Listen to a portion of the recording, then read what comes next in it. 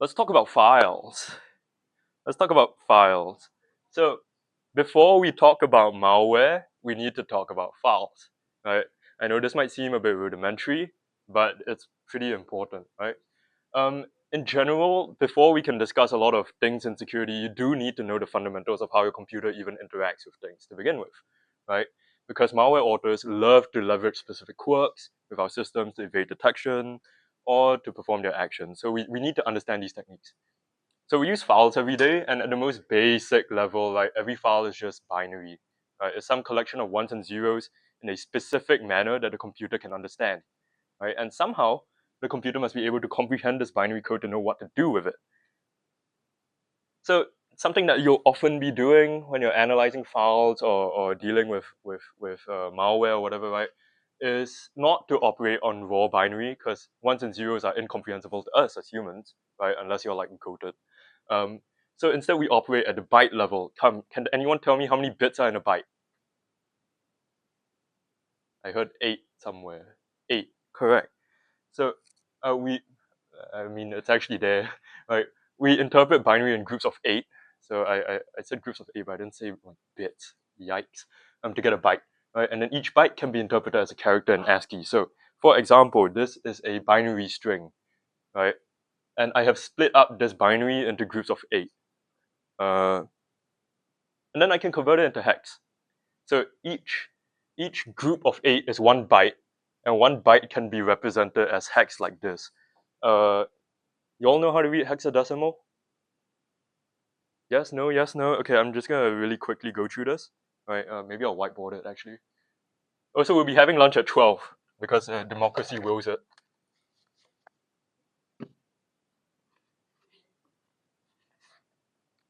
Okay, wait, can everyone see the whiteboard? Like those at the side here, can you all see the whiteboard? Those two. Are you guys able to see the hello Rose? Hello, hello, hello. Can you all see the whiteboard like from there? Like this space? Okay, okay. So for most of us humans, right, we count in decimal, right? We count from 0 to 9, right? Those are the digits we operate with. 0, 1, 2, 3, 4, 5, 6, 7, 8, 9, right? Decimal. Hexadecimal is an extension of this where we include the digits A, B, C, D, E, and F. So each position in a number goes from 0 to 15 rather than 0 to 9, right? For example, 0x1a, right? The way that we turn this from hexadecimal, which we denote with the 0x, into decimal is by multiplying by 16 at each spot. So for example, 0x1a is equal to 1 times 16 plus a is 0, 1, 2, 3, 4, 5, 6, 7, 8, 9, 10 plus 10. So 0x1a would equal to 26. Everyone following? This part makes sense so far? Right? So each byte has 8 bits, and each byte can go up to 0xff. Can anyone tell me what this equals to in decimal? Come, do some quick math. If f is 15, right? Someone sound off the answer. Off by 1. This is equal to 255 in decimal. Right? So you can go each representation here, right, each group of 8 bits can be the number 0 to 255. Everyone understand this?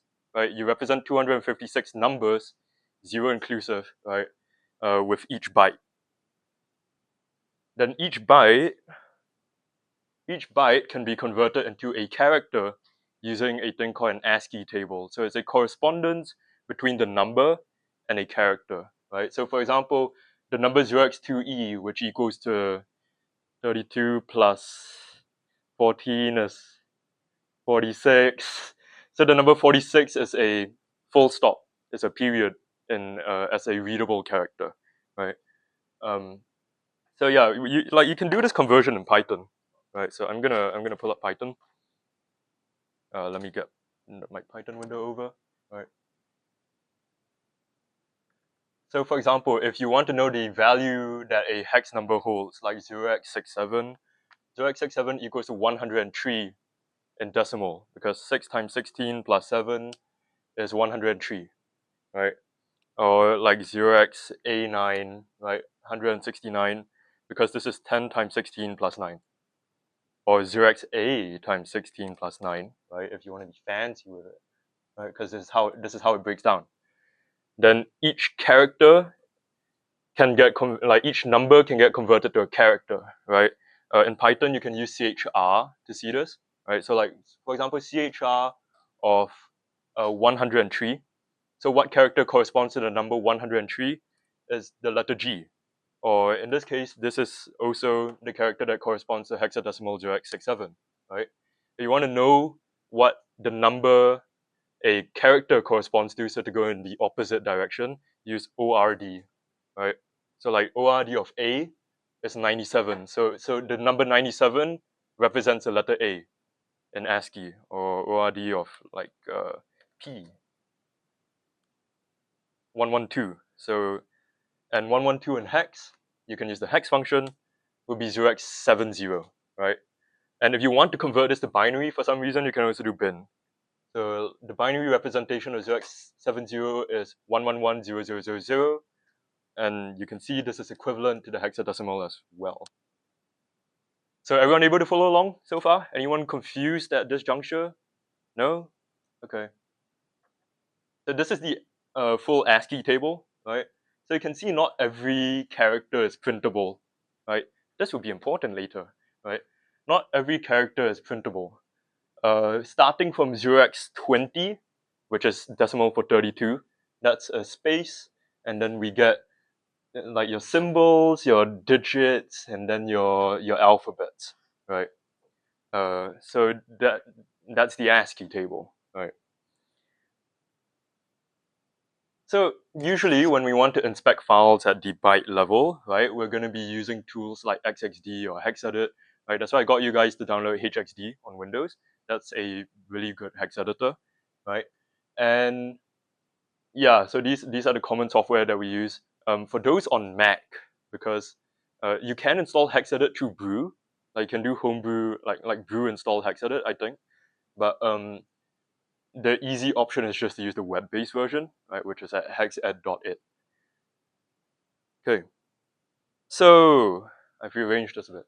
Usually when you're on the computer, right, the way that you identify what a file is and know what to do with it, right, is through the file extension, right? So like a .pdf is a PDF document, a .png is a PNG image, right? A .exe is a Windows exe, right? Anyone can name a few other common extensions. JPG, that's in a JPG is a image, okay? Can someone name a music format, maybe? MP3. Can someone name a more esoteric music format? FLAC, okay. MUAV? Oh, okay. Anyone can name a esoteric video format? MP4 is not esoteric. Log. That's a good one. Yeah, like S-Log. S-Log output from a video camera. Yeah. Yeah. What else is common for consumers? Yeah, I mean common document formats. XLXX. Okay, anyone know an esoteric document format? So something that isn't doc or docx.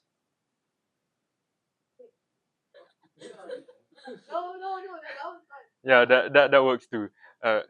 Dot? What do you say? Hey, repeat. Dot SQLite. Dot SQLite is a database format. Dot MD Markdown. Yeah, that's also a more modern thing that we see a lot today. Okay, the thing is, these file extensions, right? They're superficial. You know, like you can go to any file on your computer and then you can change it from like .png to .jpeg. But the thing is, the underlying bytes, so like the bytes that make up the file, don't change when you change the file extension. And the computer honestly shouldn't care about the file extension most of the time, except if you're on Windows, where it cares a lot. So how does a computer know what a file actually is? Does anyone have an educated guess? Okay, we're gonna look at magics right now, actually.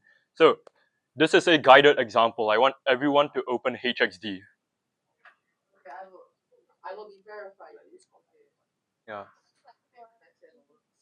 So this is what HXD should look like when you open it, right? Does everyone have this open? Everyone see this UI? Okay, so you guys should have downloaded examples.zip from the CTFD just now, right? And you should have some folders like this. I have a few more folders than you all, but like whatever. I want you guys to go to the files metadata one, then hex dumps. Okay, and everyone should see this cat image, right? Hello bro.png. I want you guys to take the cat image and drag and drop it into HXD. Yeah. So once you drag and drop hello bro.png, no, you have to. Okay. If HXD is a little bit small for you guys, right? Go to where is it? Where's preferences? I also need to find it. Tools, options, and then view. Not view. Format. Then you change the font size here. HelloView.png. Yeah, examples.zip, unzip it, then go to the first folder, right? Files metadata, then hex dumps, hellovro.png. Take this, drag and drop it into HXD. I want everyone to do this. So, inside the HXD view, right, what you're going to see on the left-hand side, these are the bytes that make up the image file that you put in. So like the ones and zeros, everything, once you lift it to hexadecimal, this is what it's going to look like. So this is what the image file actually encodes. That's just the data that makes up the image file. I want you guys to notice something interesting, right? This first few bytes here, the decoded text section is when you take these bytes and then you convert them into ASCII, right? So if I bring back my Python prompt, remember CHR 0x50, P, right? For E is N, and then for 7 is G, right? So this is the ASCII representation of the bytes, and you can see my PNG file has in plain English PNG encoded in ASCII at the top, right? And there's a few other words that you can make out here and there, like IHDR, right? Pick. If you go all the way down to the end, you should also see IEND.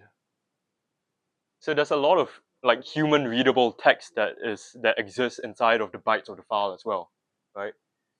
If you highlight like a single byte inside HXD, it will also show you the different representations of it, right? So for example, the binary representation will be present at the top here, right? The ASCII character, and then you can Google or you can find out what all of these other representations are in your own time. So yes, this is what an image file looks like at the raw byte level. Has everyone managed to get to this stage and everyone understand what I've been saying so far? Yeah. Okay. So to show you guys that what is inside here actually encodes the image data, right, what I'm going to do is I'm just going to scroll over to a random section of it, right? So we know that all of these bytes somehow make up the image and somehow tells the computer how to display the image. So if you modify them and in hexedit, you can just select things and then you can just type in bytes. So I'm going to change this to FF. So I don't know what I'm editing here, right? If I just edit it like this, you can see my image gets slightly corrupted. So the original cat image, which I should have had open, but you guys have it, right?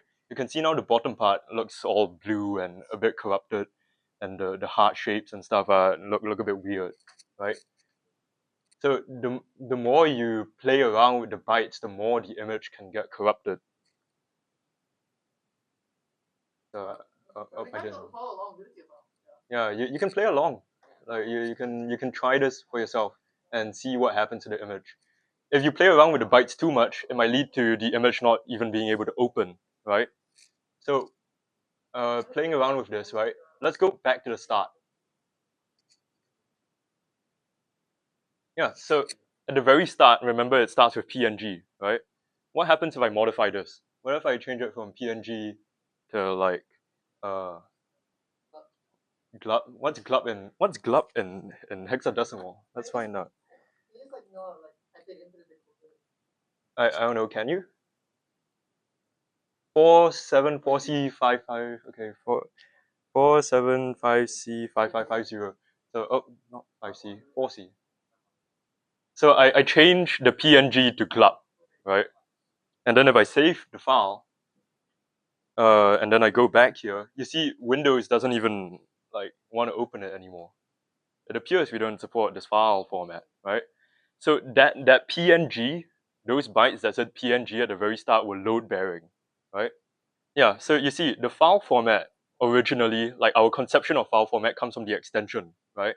So we know a PNG file is a PNG file because it ends with .png in the file name.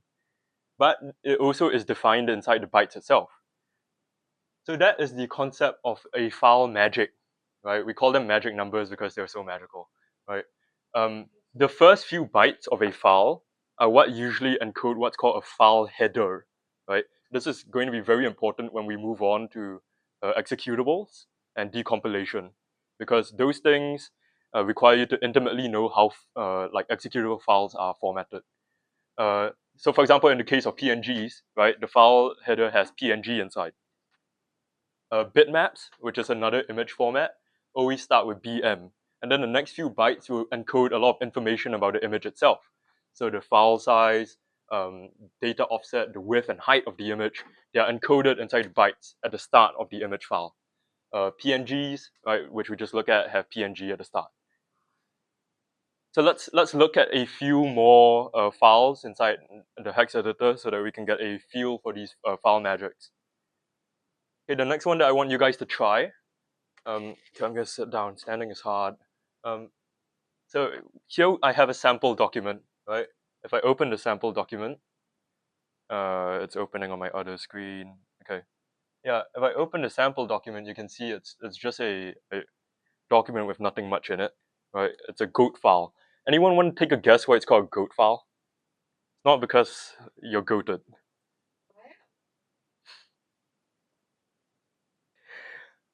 Anyone want to take a guess why it's called a goat file? No. I mean, it's not very intuitive.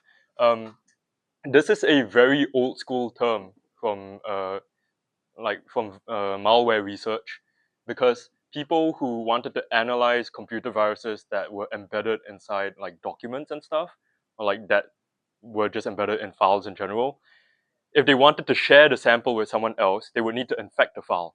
So what they would do is they would infect a sacrificial goat, which is why it's called a goat file. Yeah, so this is a very colloquial term, but I do like it. So this is just a regular document, and you can see Microsoft Word renders it happily, right?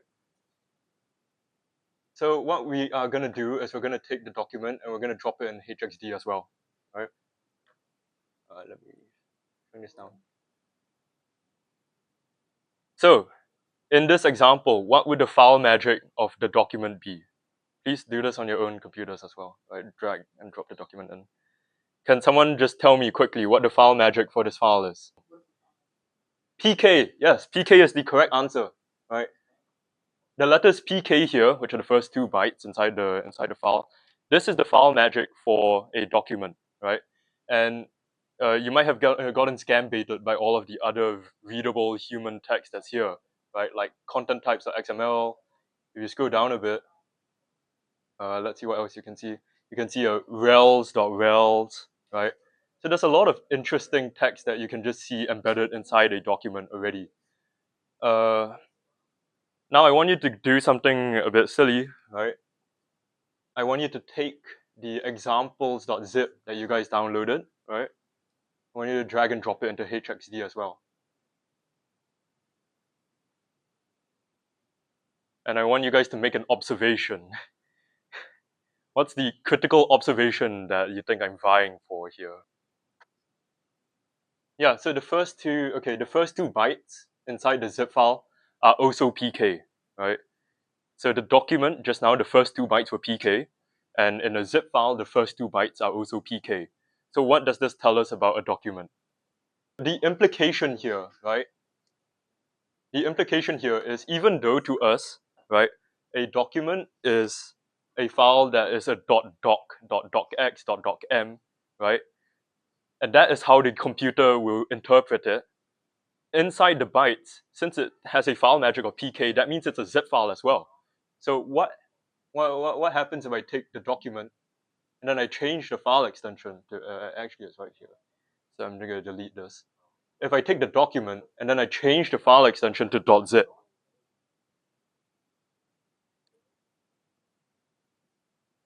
you can open this zip file.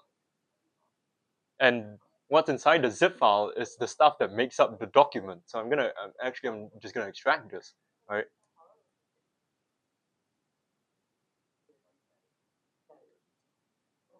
Yeah, so as you can see, the Word doc is actually made up of files that have just been zipped up. Microsoft Word is able to interpret it in some way, right? Because we told it it's a document. But the computer can interpret it as a zip file as well, right? And then you can go through the stuff that's inside. For example, the cat image that we saw just now, you can see it's just there. Like the JPEG image that's in the document is inside the zip file that makes up the document. Does everyone understand this so far, right? Anyone lost? Got it? So? So? Yeah. What part is a bit confusing maybe? Do you understand why the document and the zip file are one and the same? Yeah, I'll go again. So as mentioned, right, the first few bytes of a file is what defines to the computer what a file is, right? So in this case, the first few bytes are PK followed by something. So every time the computer sees PK, it knows it's a zip file actually. But when Microsoft Word reads this specific PK, then it can display it as a document. But to us, we can change the document to a zip file and open it as a zip file because it is a zip file. Is that a bit clearer? Still a bit confusing? Clearer, okay. So that's documents, right? Now we know that documents are just zip files. And actually this applies not just to .doc. You can do this to PowerPoints as well. You can do this to some Excel files. Actually, some Excel files are just text files as well. .csvs are not anything special. They're just text files, right? Next thing that we're going to be looking at, and this is also for us to do a tiny auxiliary environment check, we're going to look at some executable files, right? So inside your hexdumps examples folder, you should see main.exe and main_elf. Does everyone see these two files? Okay, I want you guys to open a terminal inside this folder. So on Windows, the shortcut to do that, you hold down Shift, and then right click in the folder. When you hold down Shift and right click in the folder, you should see the option to open PowerShell window here or open in terminal. You should see one of these options, right? Then just open the window. And the terminal should open with you already being in the folder that we're looking at. You can see the full file path here, right? So once you're inside the folder, I want you guys to run main.exe. The way to run executables from the terminal is by doing // then the name of the executable. So in this case, it's main.exe. So everyone runs main.exe like this. You should see some text print out. Everyone see this? Okay, great. If this is working for you, the next thing we want to do is we want to switch over to Linux. So most of y'all that are on Windows should have Linux installed in WSL. You can change from your terminal, like your regular Windows terminal, to WSL by just typing WSL. And then the prompt should change colors once you switch over to Linux. Yeah, so you see it switched over to Linux and we're still in the same folder, right? A way that you can do this as well, if you want to open like a folder inside the Linux shell straight away, same thing, Shift and right click, and then open Linux shell here. And then it will open a window that's already in Linux inside that folder. Everyone can do this? Everyone got this? So if you've managed to do this, right, the way to run programs in Linux is by doing // So notice the difference, right? Just now in Windows we did // main.exe, right? In Linux, you do ./, and then the executable that we're running in Linux will be main_elf. And you should see the same output. Bleh. So both of the executables here, right? So one was built for Windows and one was built for Linux, right? They were both built from the same source code. But for example, on Windows, you can see if you try and run main.elf on Windows, it doesn't run. You know, like Windows would just freak out and be like, "Hey, I don't know how to open this file." You know, open it in Acrobat. Yeah. Well, either way, that means that even though the underlying source code that I use to generate these files is the same, the files and what is encoded inside of them in bytes are different, right? So let's go back to the HXD, right? I want you guys to drag and drop main.exe in.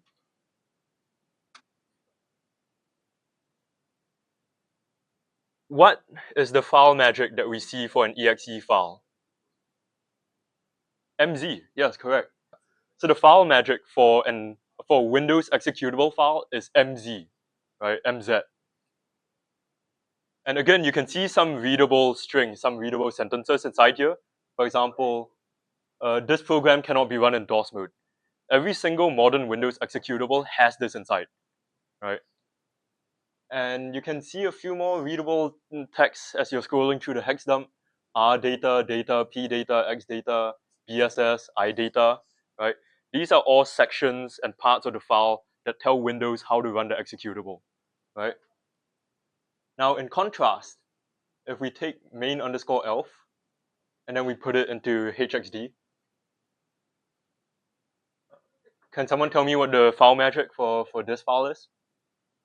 Oh, wait, whoops, wrong one. Plug, back to this. Yeah, can someone tell me what the file magic for main_elf is? .elf, right? Well, it's not actually a dot. This is just a character that cannot be represented in ASCII, right? If we go back to Python real quick, right, and I try and do 0x7f, it doesn't print a printable character. Anyways, ELF, or executable and linking format, this is what Linux uses, right, as its executable file. So Linux doesn't use exe files, right? It uses elf files. And you can see the structure if I compare main.exe and main.elf, right, side by side. You can see even at a glance, the structure is different, right? The bytes that make up this file are different. If I scroll down, instead of seeing .data, .idata, .rdata, whatever, I see all sorts of different strings. I see glibc, I see gmon start, right? I see a whole lot of zeros actually, right? Whereas main.exe is much tighter, it's more chock full of bytes, right? So this is an important point, right? Even though executables may come from the same underlying source code, the files that it produces are different, and the file formats that different systems expect are also different, right?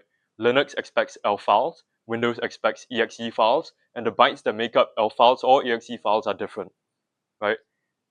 Everyone clear on this? Anyone not clear on this? So these executable files that we're looking at, right? These are called compiled programs. So your exes and your ELF files are compiled programs. This means you take source code, you run it through some program called compiler, and what comes out at the very end is the executable file, right? So colloquially, we just call them exe files, right? But that's an imprecise term. So the thing is, exe files are more than just Windows programs, right? The way that you produce the Windows program can be different. Some people write code in Python, some people write code in C, some people write code in Rust, some people write code in Zig, some people write code in Golang, some people write code in C#, right? So all of these different programming languages, even though you can produce an exe at the very end, they have to go through different processes to produce the exe. Does this part like compute? You don't need to know what all those programming languages are. You just need to know that people can write in different programming languages and still produce exe files at the end, right?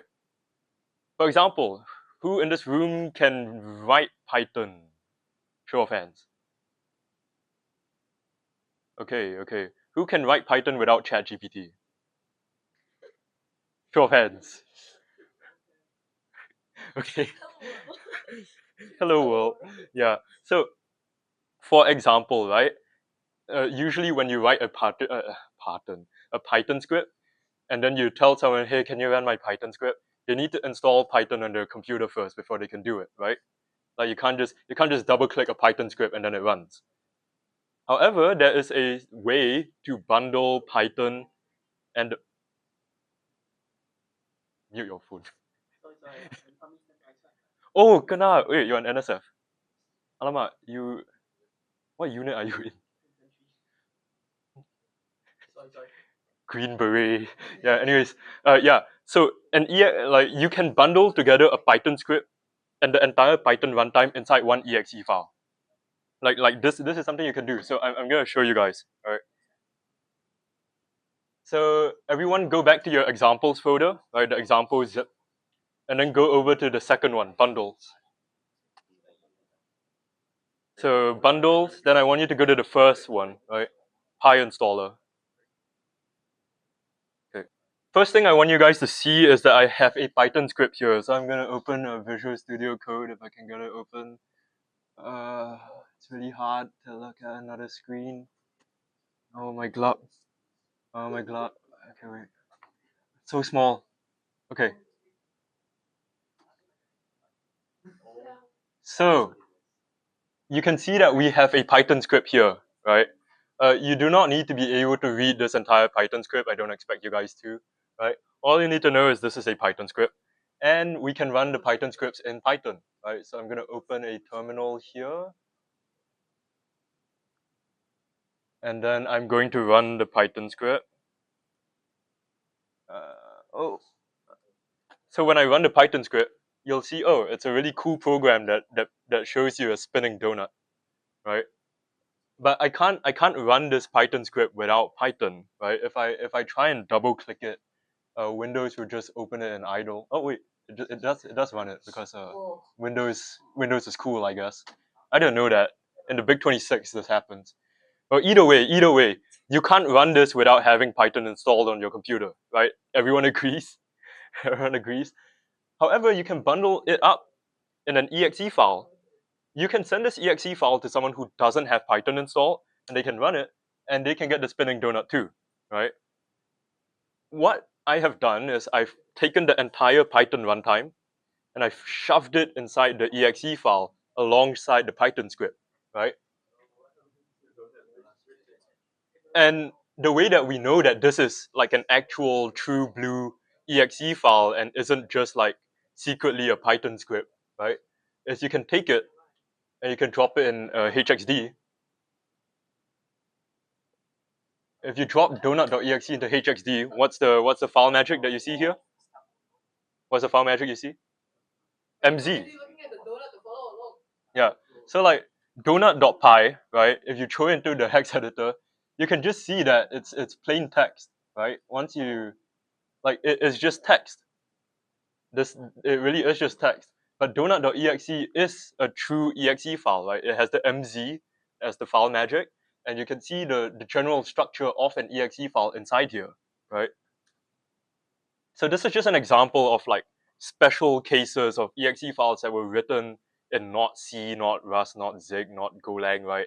So something as familiar as Python can be turned into an executable as well.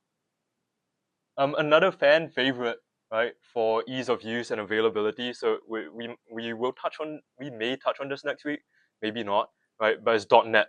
So .NET, anyone knows what you have to write in to make .NET programs? The programming language that .NET programs are written in? C sharp, yes, correct. C sharp, horrible language. I learned it when I was 11 to make Unity games, and I wish I never did, right? Um, oh wait, I just realized I wrote C sharp there. Oh glub. Okay. Anyways. So that's another programming language that can write programs with. But how can we tell what a file was made with? So right now, what we've learned with file magics is how to open-ended question. What can we do with file magics? Magic, yeah, sure. Um, Let me try and arrow someone. You. What can we do with file magics, ma'am?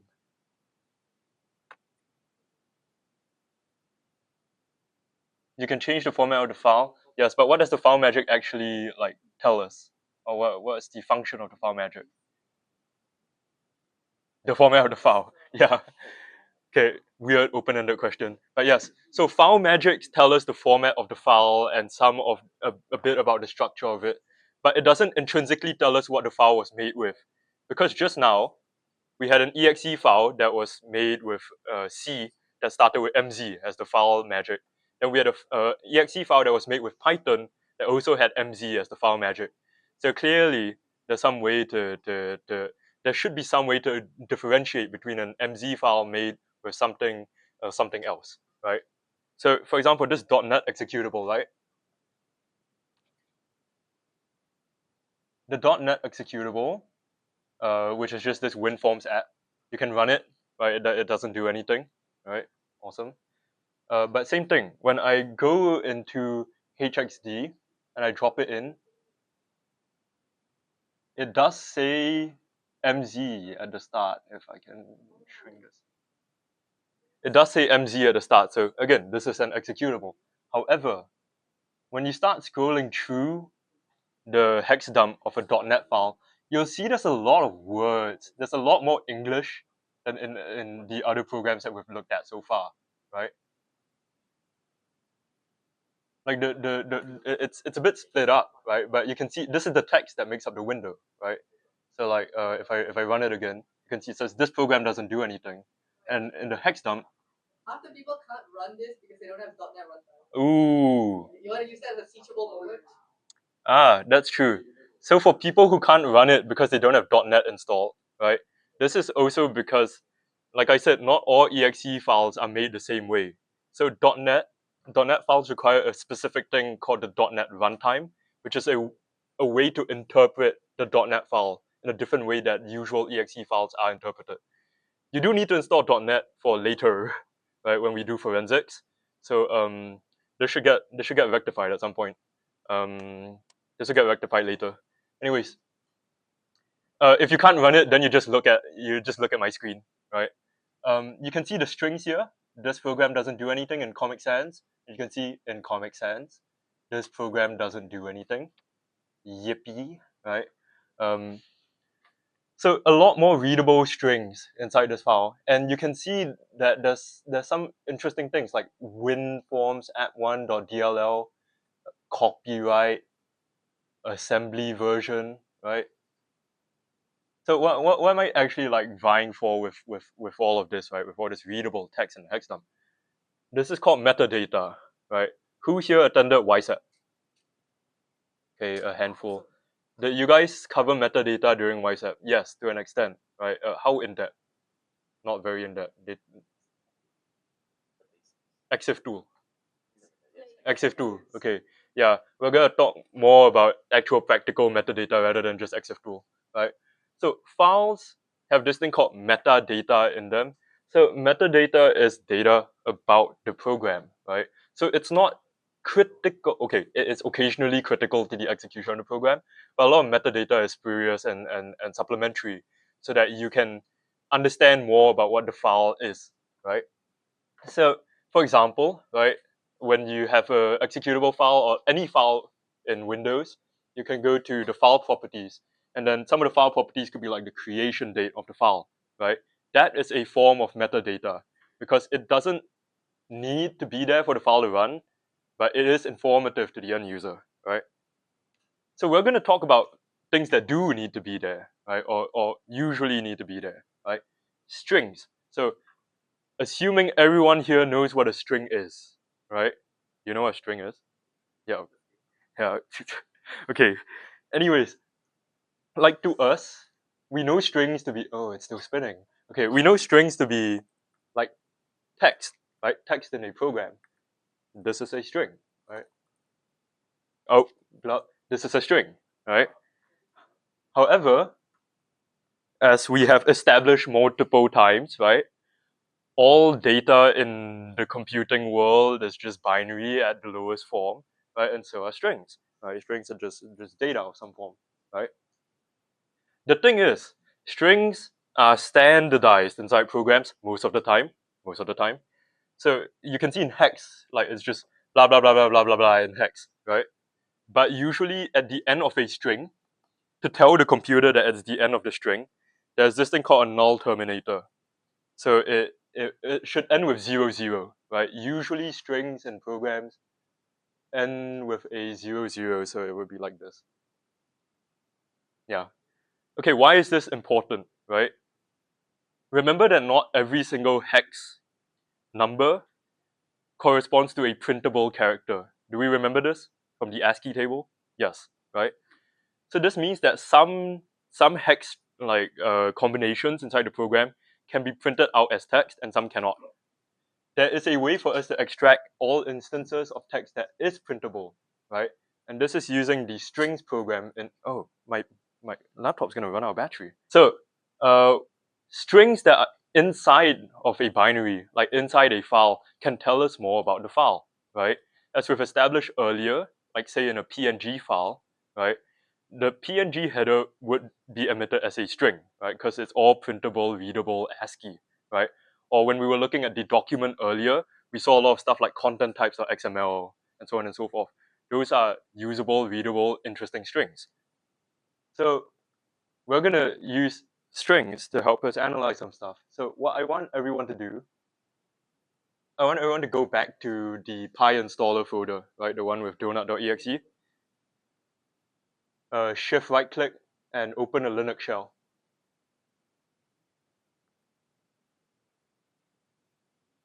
So everyone should be able to open a Linux shell here, right? Then I want you guys to type the following command, right? Strings -n, then 20, and then donut.exe. So to break down what the -n20 is doing, it means we will only print strings that are 20 characters long or longer, right? And then hit enter. So a whole bunch of stuff should come out. So what happens when we do strings here is it will go through the entire file looking for any printable ASCII sequences that are null terminated, right? And then it will print it out. So you can see from the strings inside the file alone. What you got? Because this program cannot be run in DOS mode. Is it the strings output? Yeah, no. You saw this program cannot be run in DOS mode and you were like, scared, I think. No. You see, yeah, as part of the text that comes out, it's all the text that's encoded inside the binary. So you can see, for example, this program cannot be run in DOS mode. That is a string that is present in every single Windows executable, right? And better yet, if you scroll and you scroll, you see, let's say we didn't have the context that I made this program using Python, right? And you just get an exe file. But by looking through the strings, you can see a lot of strings to do with Python that's inside, right? Dilib Python underscore main PyInstaller, right? PyInstaller. So you see, from the strings alone inside the program, we now have more information on what the program was made with. I now know it was made with Python, and I now know that something called PyInstaller was involved in the process of making it. Does this make sense to everyone so far? Anyone don't understand how strings work, or what strings are, or why strings are in the binary? Got it? This side, clear? Got it? Ken? Okay. So now, oh, glub. So like we saw the strings output for the Python exe, right? Now we can see this. Let's look at the strings output for the .NET one. So let's open the Linux shell in the .NET folder instead. Load this up. And then we're just gonna do strings. I'm not gonna specify a minimum length, right? WinForms app1.exe. Then when you hit that, it should print out a whole bunch of strings, right? And a lot of these strings are very, very informative bits of metadata. So for example, you can see immediately Microsoft.NET. right? So like I said just now, if you're just given an exe, you might not know where it was made with. But now that we can look at the strings, we can see .NET there. Something else that got baked into this executable file, let me scroll until I can see it. So yeah, you can see this program cannot be run in DOS mode again, right? Like I said, that's in every single exe, right? If we keep going, uh,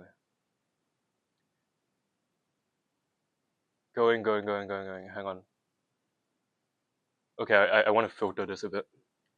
Something, a way that you can filter the output from Linux is by doing line, like line, and then grep, and then the thing that you're trying to look for. So in this case, I'm gonna grep for d colon, because I know that this is inside. So you see as isolated the two strings which have d colon inside. And you can see this whole file path. So I compiled this .NET program on my home PC, and you can see this is the folder that I used to compile it in.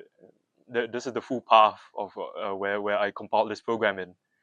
So can anyone think why this might be useful in malware analysis? I'm bringing this up as a specific example because this is something that I have seen at work, right? So some malware authors are lazy and they don't strip their metadata properly, and then when you strings it, and you can see something like this, right? The file path for where the thing came from, you can see their name. So some people set their username on Windows to be their legal name, or maybe the folder that they're in has some specific information about the company they work for or some other information, right? So this is information that gets left behind. Imagine I compiled this on my home computer and I gave you my legal name. I'm not giving you my legal name, right? What's your name right there?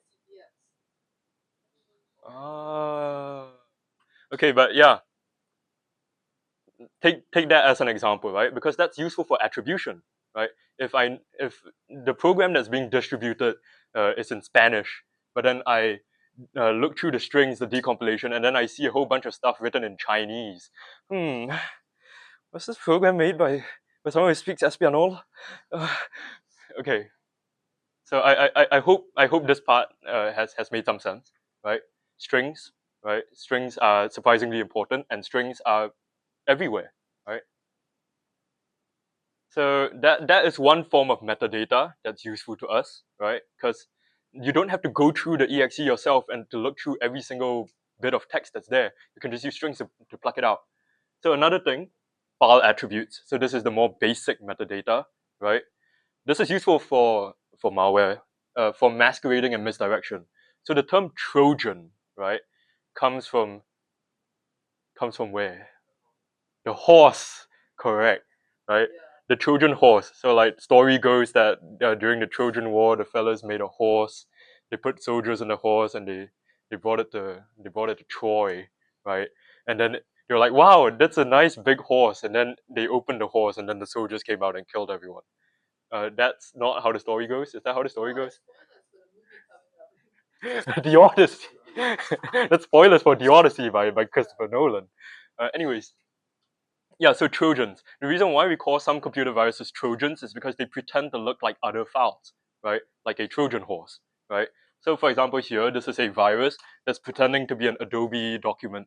So to try and look more convincing, some of the metadata it would use, it would change its icon. Maybe when you right click and you read the file properties, it would say Adobe, PDF, things like that, right? So it can also work against malware authors, right? Because like I said just now, one of the examples of leftover metadata could be the path where they made the file in, right? So there's a whole other bunch of attributes that get baked into files that malware authors might forget about, and then it might give us some information about who wrote what. So now that we've learned about file magics, we've learned about strings, we've learned a tiny bit about the differences that file structures could have. Because, like mentioned, ELF files and MZ files, right? They fundamentally, at the byte level, look different, right? It's not just the magics that are different. The rest of the files are also different, right? So we've got metadata, file magics, etc., right? We can use these and come up with signatures or some identifiers or markers to identify executable types. So everyone should have installed or downloaded Detected Easy, right? It should have come in a zip file, and I need you guys to unzip the zip file. This is important. I don't know why people try to run exe files inside zip files. It doesn't work, right? But once you extract it, you should have this executable called die.exe. Anyways, yeah, so once you have detected easy open, right, what you can do is we can go back to our examples, right, and we can drop in some of these. So like donut.exe from earlier, if you drop it in, it will automatically be able to identify a lot of the stuff that we identified just now. So you can see it says PyInstaller, right? It even knows the Python version it was made in, 3.13, right? It knows it targets Windows 64-bit, right? And yeah, then if we take the .NET file, so everyone can get this, right? Everyone should be able to see this output if they put donut.exe into the IE. You put in donut.py. Do not put in donut.py. Yeah, if you put in donut.py instead of donut.exe, right, you can see it tells you it's just a plain text file, but it thinks it's Python by the extension, right? Okay. Yeah, I can. Yeah, so if you put donut.exe, you should be able to see all of this information come out. Everyone got this? Anyone did not get this? Instead, if we look at the .NET file, so the WinForms exe instead, right? If we put this one in, you see if we put this one in, the information that comes out is different, right? Because it's able to identify that, oh, this thing was actually made with .NET Core written in C#, right? So you see all of that metadata that we saw just now corresponding to .NET is something that people have already aggregated and turned into signatures so that they can identify when a file was made with .NET very easily, right? In fact, this goes so deep that it even knows which version of Visual Studio I use to compile this file, 2022, right? And if we go back to some of the examples from earlier, so detected easy can also identify file magics. So if we drop in main elf, right, you can see it detects it as an elf executable, right? So a Linux executable, and you can see earlier I destroyed the magic for hello-world.png, right? I turned it into gulp, right? If I put it in, you can see, oh, by extension it knows that it's a PNG. But if I remove the file extension, it just doesn't know where it is anymore, right? So now that we have a tool to identify files by the magic, so just now we were manually looking at magics and reasoning what they were, right? Now that we have a way to like automatically do it, I want everyone to take the what is this file and then drop it into DIE and then tell me what file format it is. It's a JPEG. It's a JPEG file, right? If you put it in, it tells you it's a JPEG. And we can independently verify this in HXD as well. If I drop in what is this into HXD, you can see the magic JFIF. And JFIF is the file magic for JPEG files, right? So since we know it's a JPEG, what we can do is we can actually restore the file extension so that Windows knows how to deal with it, right? And then we can see, oh, it is a JPEG file, right? This is a JPEG image. This is an album cover for the demo CD for Singaporean band Where's Roxy, right? It's the best band in Singapore. But yeah, so now we can see in practical aspects, right, how we can use file magics to identify files, how we can use metadata and other strings to identify files, and even figure out what was used to make the file. You see, this is important because the different tools that we use for analysis depend on what the file is, right? If I get an exe file, the same tools that work for one exe file might not work for another, right? If I know the exe was written with Python, then I can have specific tools to analyze it, knowing that it was made with Python, right? If I know the exe file was made with .NET, C#, I can find specific tools targeting .NET. So this helps to streamline and make our analysis more efficient, rather than treating everything generically as an exe file. Does this compute? Does this make sense? Awesome. Okay. So now this is a bit more advanced metadata that's found specifically on Windows, right? So executable signing. How do I know that an exe file is like trustable, right? How do I trust the exe file that I get? So something that companies can do is they can sign off exe files that they produce. It's called a digital signature, right? So it's like a verification mark for a file, right? And another thing that gets tagged onto files as a piece of metadata when you download them from the internet is called MOTW, or the mark of the web, right? So in a similar vein, executables that you download from the internet, they, if you do the file properties and you look at the file properties, it will say this file came from another computer, maybe blocked.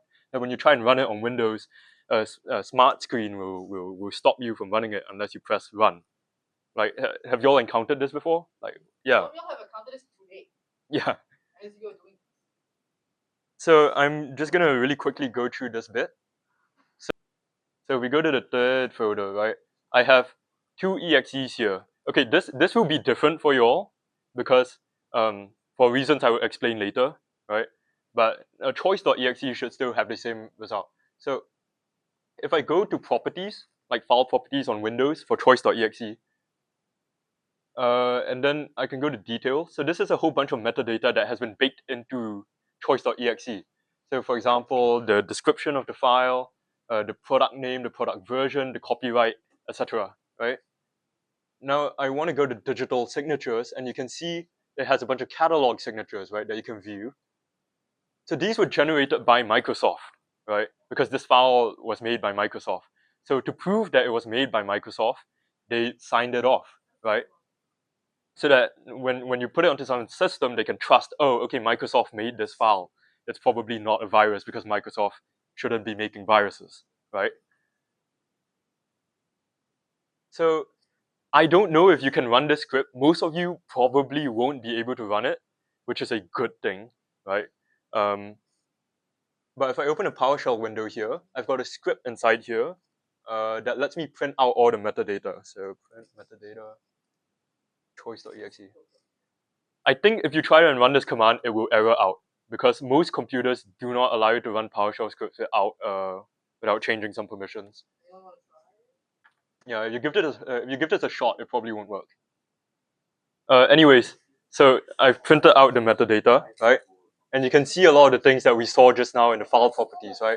The file description, company name, product version, and most importantly, you can see the digital signature. So this is all the information that lets the computer know that yes, this file was made by Microsoft and it hasn't been modified, right? So no one has infected the file, no one has played around with the file, right? Everyone get this so far? Everyone at least at a okay. Stop. If you can't run the script, don't try and get it to work yet, right? Does everyone get the concept of the digital signature?